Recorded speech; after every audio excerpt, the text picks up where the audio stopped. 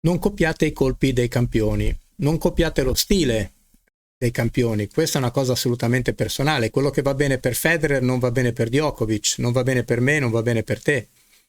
Ognuno ha il suo DNA. Se guardate i colpi dei campioni, ma anche in un circolo tennis, potete vedere che non ci sono due dritti uguali.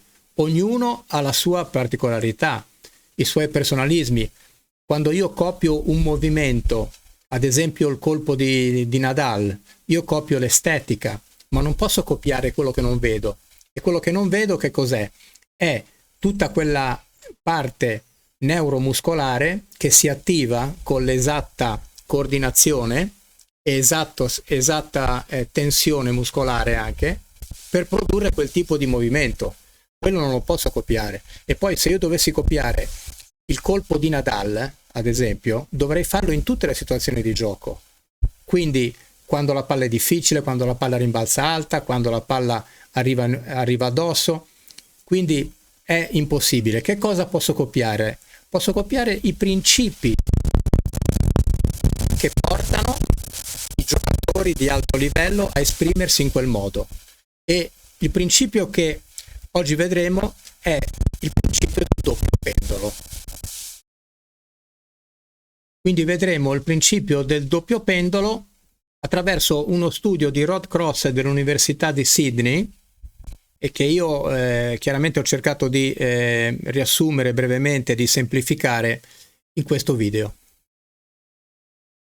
Intanto bisogna dire cos'è un doppio pendolo. Allora, un pendolo è uno, poi c'è uno snodo e un altro pendolo che viene collegato. Quindi, muovendo il pendolo 1, si muove anche il pendolo 2.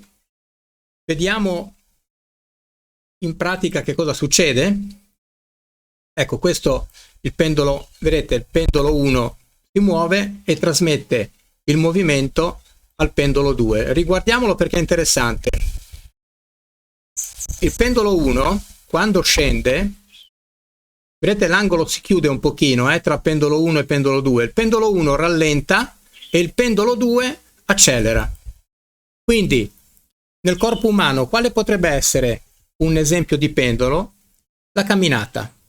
I muscoli intorno all'anca fanno oscillare la parte alta della gamba e i muscoli intorno al ginocchio fanno oscillare la parte bassa. Quindi porto avanti la parte alta, poi la parte alta rallenta perché rallentando trasferisce il movimento alla parte bassa. Se noi applichiamo questo schema solamente all'avambraccio e alla racchetta, proviamo a considerare il doppio pendolo in questa situazione qua. È chiaro che nel tennis ci sono più componenti, c'è il braccio, c'è la rotazione del busto, l'anca, la spinta delle gambe, però per semplificare utilizziamo solamente avambraccio e racchetta. Allora, nel doppio pendolo meccanico lo snodo ha un ruolo diciamo passivo, invece chiaramente il polso nel tennis e anche il gomito hanno un ruolo attivo, quindi c'è da considerare anche questo aspetto qua. Però con una buona approssimazione possiamo trasferire il principio del doppio pendolo al dritto. Questa è la condizione di riposo della racchetta, cioè completata la fase di preparazione del colpo, da qui in poi la racchetta inizia ad accelerare. Allora noi possiamo avere due situazioni in questo caso. Ecco, vediamo ancora il doppio pendolo. Vedete che quando scende si chiude l'angolo per poi rallentare e poi accelera la racchetta. Ecco, qua abbiamo la visualizzazione grafica, cioè avambraccio, polso e racchetta. Diciamo un angolo di circa 90 gradi. Da questo momento in poi la racchetta parte in avanti. La racchetta, il movimento inizia. Abbiamo due possibilità qua. Tenere il polso fermo o tenerlo rilassato. Se io tengo il polso fermo, quando muovo l'avambraccio, che comincia a ruotare, anche la racchetta ruota insieme all'avambraccio. Quindi questo.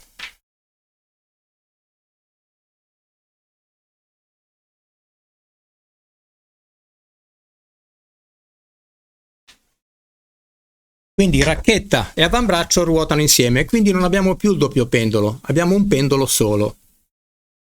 Se invece il polso sostiene la racchetta senza essere fuori controllo, perché se io scuoto il braccio e faccio così, il mio polso è fuori controllo, quando colpisco la palla non la controllo, quindi deve essere morbido, però non può essere assolutamente abbandonato.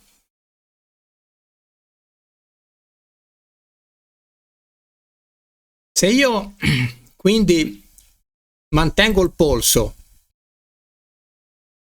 in quella posizione lì, non lo blocco e comincio a far ruotare l'avambraccio, la racchetta rimarrà nella solita posizione e l'avambraccio comincerà ad avanzare. Anzi, quell'angolo, vedete che si è chiuso l'angolo, proprio come avevamo visto prima. L'angolo tra avambraccio e racchetta si chiude.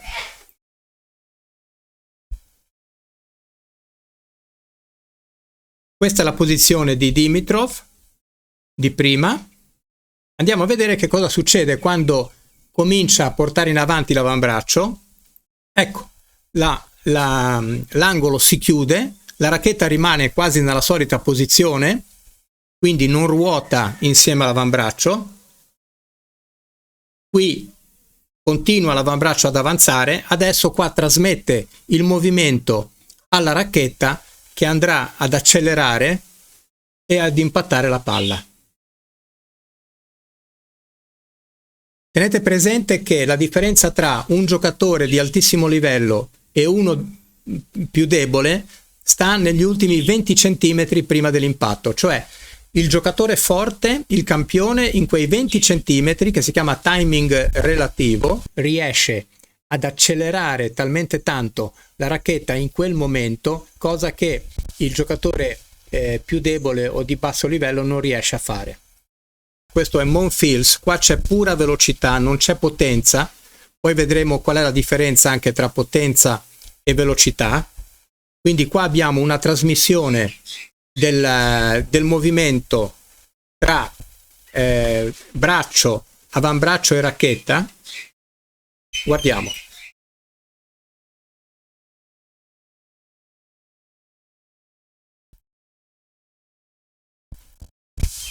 Vedete? Qua lui fa una preparazione ampia, poi blocca braccio, trasmette il movimento all'avambraccio e poi parte velocissima la racchetta. Vedete anche il finale come è chiuso col gomito vicino al corpo, qua è pura velocità, perché la velocità sta nel gomito.